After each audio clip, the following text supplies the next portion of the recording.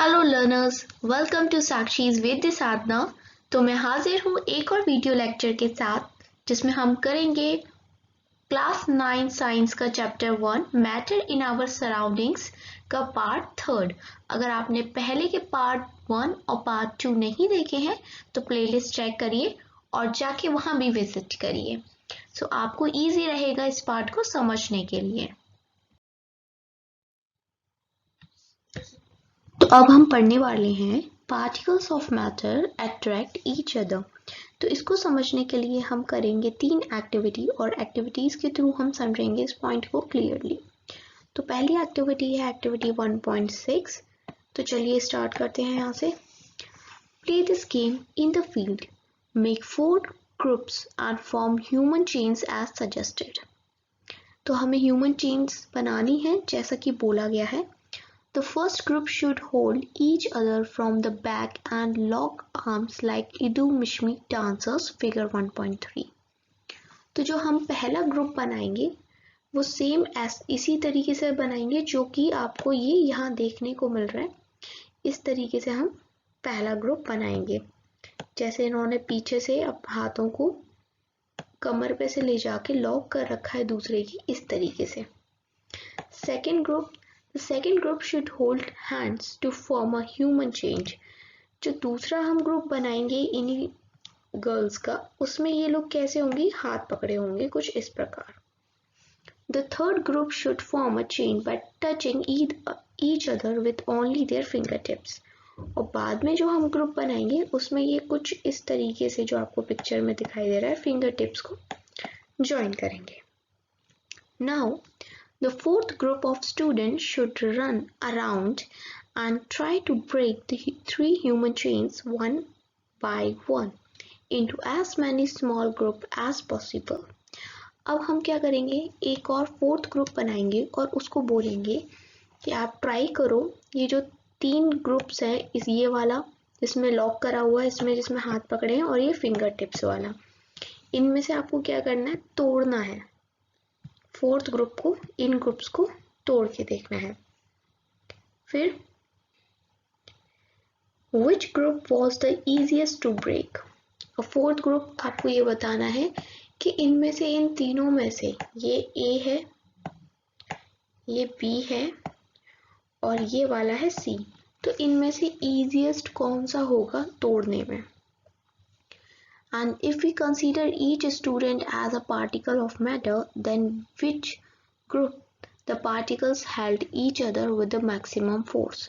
अगर हम मान लेते हैं जैसे कि एक सिंगल जो भी गर्ल है, ये क्या है, ये एक पार्टिकल है, तो इन अगर इस तरीके से लॉक करी हूँ आर्म, या फिर इस तरीके से किया हो, हाथ पकड़े हो, या फिंगर टिप्स की मदद से ये लोग ज्वाइन करें, तो इनमें से ए में, बी में या सी में सबसे ज़्यादा फोर्स किन पार्टिकल्स के बीच में रहा होगा। तो ये 2 क्वेश्चन आपसे इस एक्टिविटी में पूछे गए हैं। तो अगर आप ध्यान से देखें तो जो हमारा फिगर ए है, इसके अंदर आपको थोड़ी मुश्किल आएगी ब्रेक करने में चेन को, और सबसे इजी जो रहेगा वो सी वाला रहेगा चेन को ब्रेक करने में। एक हाथ मारेंगे तो ये टूट जाएगा, अलग हो जाएंगी उंगलियां। नेक्स्ट, अब देखिए दूसरा जो क्वेश्चन पूछा था मैक्सिमम फोर्स वाला, तो अगर जो ए फिगर है, अगर उसमें ही दिक्कत आ रही है आपको तोड़ने में सबसे ज़्यादा, यानी कि फिगर ए के पार्टिकल्स टाइटली पैक्ड हैं, ज़्यादा फोर्स इन्हीं के बीच में लगा हुआ है, तो आंसर आपको दोनों के मिल गए। क्लियर हो गई एक्टिविटी 1.6। अब हम बढ़ते हैं एक्टिविटी 1.7 की तरफ। Take an iron nail, a piece of chalk and a rubber band।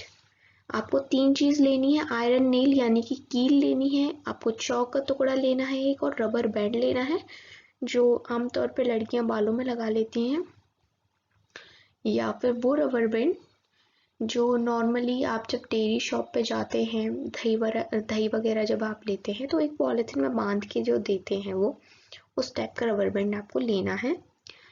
Try breaking them by hammering, cutting और stretching.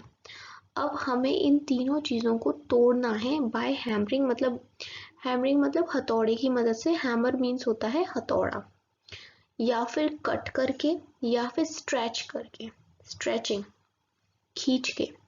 In which of the following three substances do you think the particles are held together with greater force?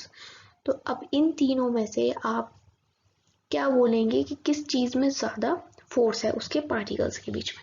तो देखिए iron nails है, इसमें आप हथौड़ा मारेंगे, ठीक है। अब चौक ऐसी है, इसमें हथौड़ा मारने की ज़रूरत नहीं है, आप इसको अपने हाथों से ही इजीली तोड़ सकते हैं। कट भी कर सकते हैं चौक को with the help of knife. And rubber को अगर आप एक स्ट्रेच कर सकते हैं, क्योंकि रबर में होती है इलास्टिसिटी, बट एक टाइम पीरियड ऐसा आएगा कि अगर आप ज़्यादा स्ट्रेच कर देंगे तो वो टूट भी सकता है। तो अब आप खुद सोच के ज़रा बताइए कमेंट सेक्शन में अगर आपको समझ में आया हो कि इनमें से किस में ज़्यादा पार्टिकल्स के बीच में फोर्स होगा। तो आयरन नेल के बीच जो पार्टिकल्स हैं इनके बीच में ज़्यादा ग्रेटर फोर्स होगा बिकॉज ये टाइटली पैक्ड है, ठीक है। अब हम देखते हैं activity 1.8।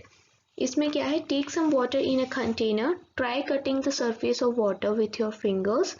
Were you able to cut the surface of water? What could be the reason behind the surface of water remaining together? Activity 1.8 में कहा जा रहा है कि आपको क्या करना है, एक कंटेनर लेना है जिसमें पानी हो और आपको अपनी उंगली से जो सरफेस है पानी का उसको काटना है, ठीक है। क्या वो पानी कटता है, क्या अलग अलग हो जाता है पानी आपकी उंगलियों से काटने के लिए? और अगर नहीं हो रहा है तो रीज़न क्या है, क्यों नहीं अलग होता है? What could be the reason behind the surface of water remaining together? आप नाइफ से काट के देख लीजिए पर पानी कटता ही नहीं है, उसका सरफेस एक जैसा रहता है। तो उसके पीछे रीज़न क्या हो सकता है? तो इसके पीछे वही रीज़न है जो हम इन तीनों एक्टिविटीज़ में पढ़ते आ रहे हैं, force of attraction between the particles of matter. कि कितनी अट्रैक्शन है, कितना जो कहते हैं ना आकर्षण है पार्टिकल्स के बीच में, उस पर निर्भर करता है। अगर फोर्स ऑफ अट्रैक्शन ज़्यादा है तो फिर क्या होगा, वो टाइटली पैक्ड होंगे और वो कटेंगे नहीं, सरफेस एक जैसा रहेगा। The above three activities 1.6, 1.7 and 1.8 suggest that particles of matter have force acting between them. इन तीनों एक्टिविटी को करके हमें ये क्लियर हो गया है कि जो पार्टिकल्स होते हैं मैटर के, उनके बीच में क्या होता है, एक फोर्स होता है। This force keeps the particles together, और इसी फोर्स की वजह से पार्टिकल्स एक साथ बंधे हुए होते हैं। The strength of this force of attraction varies from one particle of matter to another. और ये जो force of attraction होती है ये अलग अलग टाइप के पार्टिकल्स के लिए अलग अलग होती है। क्योंकि पार्टिकल्स कैसे वेरी करेंगे, देखिए जो अलग मैटर होगा उसके पार्टिकल्स भी अलग होंगे। सपोज करिए कोई मैं आप जैसे मान लीजिए कोई मैटर है ए, कोई मैटर है बी, तो इसके पार्टिकल्स जो होंगे उनको मैंने A1, A2, A3 और जितने भी हैं नाम दे दूँ, और इसके दे दूँ B1, B2, B3। तो ये भी वेरी करेंगे, क्यों? क्योंकि ये अलग अलग मैटर के पार्टिकल्स हैं और इसी पे डिपेंड करेगा फोर्स ऑफ अट्रैक्शन। जब ये मैटर अलग हैं, इनके पार्टिकल्स अलग हैं, तो definitely the force of action acting between them will also be different. तो इस वीडियो में पढ़ा हमने फोर्स ऑफ अट्रैक्शन के बारे में।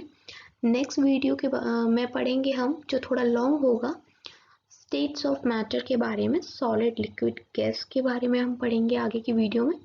अगर आपको ये वीडियो अच्छा लगा है तो लाइक करिए, शेयर करिए और कमेंट करके बताइए कि आपने क्या समझा, आपको क्या समझ आया इस वीडियो से।